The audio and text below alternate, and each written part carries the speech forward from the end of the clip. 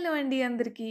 Welcome back to my channel Vinisha Joy vlogs. ఇవాల్టి వీడియోలో చేపల కర్రీ ఎలా చేయాలో చూసేసుకుందామా. చాలా సింపుల్ గా ఈజీగా మొదటిసారి చేపల కర్రీ చేసినా నేను చూపించిన విధంగా చేస్తే అద్దిరిపోతుంది. ఈ నోరూరిపోయే చేపల కర్రీ మరి ఎలా చేయాలో, ఎలా కొలతలు తీసుకోవాలో, ఏం వేసుకోవాలో చూసేసుకుందామా. So let's get into my video and don't forget to subscribe Vinisha Joy vlogs.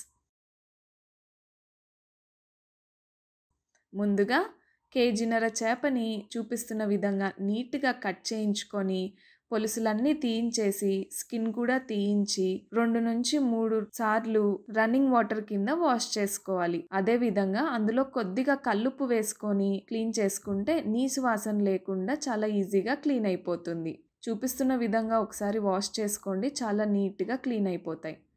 ఇలా వాష్ చేసుకున్న ముక్కలు పక్కన పెట్టుకోవాలి. ఒక పెద్ద నిమ్మకాయ సైజ్ అంత చింతపండు తీసుకొని నీళ్లు పోసి నానబెట్టుకోవాలి. ఈ విధంగా చూపిస్తున్న పదార్థాలన్నీ తీసుకోవాలి. అవేంటంటే ఒక 60 గ్రాములు పచ్చి కొబ్బరి, 2 నుంచి 3 పచ్చిమిరపకాయలు, కరివేపాకు, కొత్తిమీర, పుదీనా, అల్లం, వెల్లుల్లి.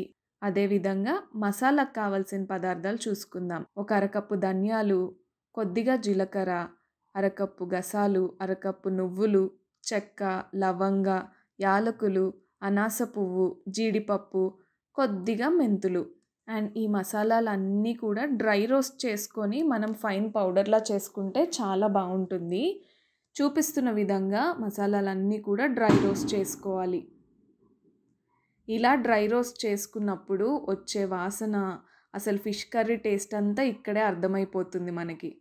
చూసారు కదా, ఇలా డ్రై రోస్ట్ చేసుకున్న మసాలాలన్నీ మిక్సర్ గ్రైండ్లో తీసుకొని ఫైన్ పౌడర్లా చేసుకోవాలి. ఇలా ఫైన్ పౌడర్ అయిన తర్వాత మనం ముందుగా చూపించిన విధంగా కొబ్బరి, అల్లం, వెల్లుల్లి వేసి పేస్ట్ చేసుకోవాలి. ఇలా పేస్ట్ అయిన తర్వాత ఒక ఉల్లిపాయ, కొద్దిగా కొత్తిమీర, పుదీనా, కరివేపాకు, పచ్చిమిరపకాయలు కూడా వేసుకొని ఫైన్ పేస్ట్లా చేసుకోవాలి.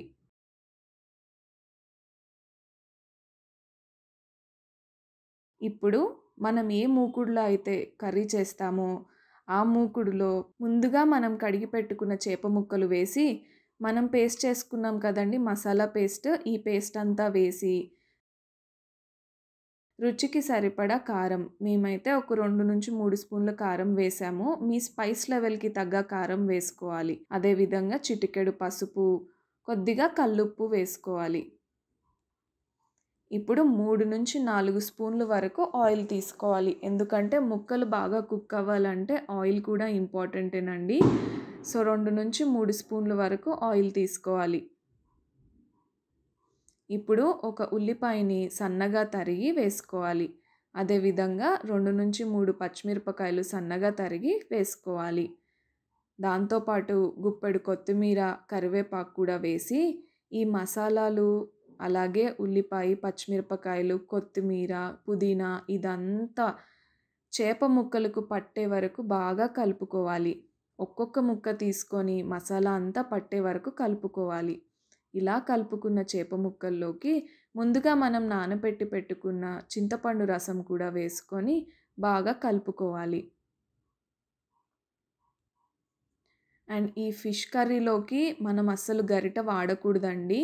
సర్వ్ చేసుకునేటప్పుడు వాడొచ్చు కానీ వండేటప్పుడు వాడకూడదు. ఎందుకంటే వేడి మీద చేప ముక్కలు బాగా సాఫ్ట్గా ఉంటాయి కాబట్టి విరిగిపోయే ఛాన్సెస్ ఉంటాయి.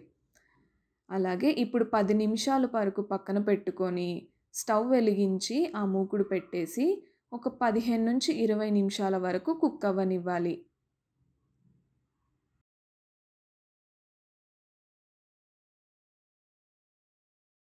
చూపిస్తున్న విధంగా కలుపుకోవాలి. మనం ఏమాత్రం గరిట వాడినా ఆ వేడి మీద ముక్కలు విరిగిపోయే ఛాన్సెస్ ఉంటాయి. అందుకని గరిట వాడకూడదు.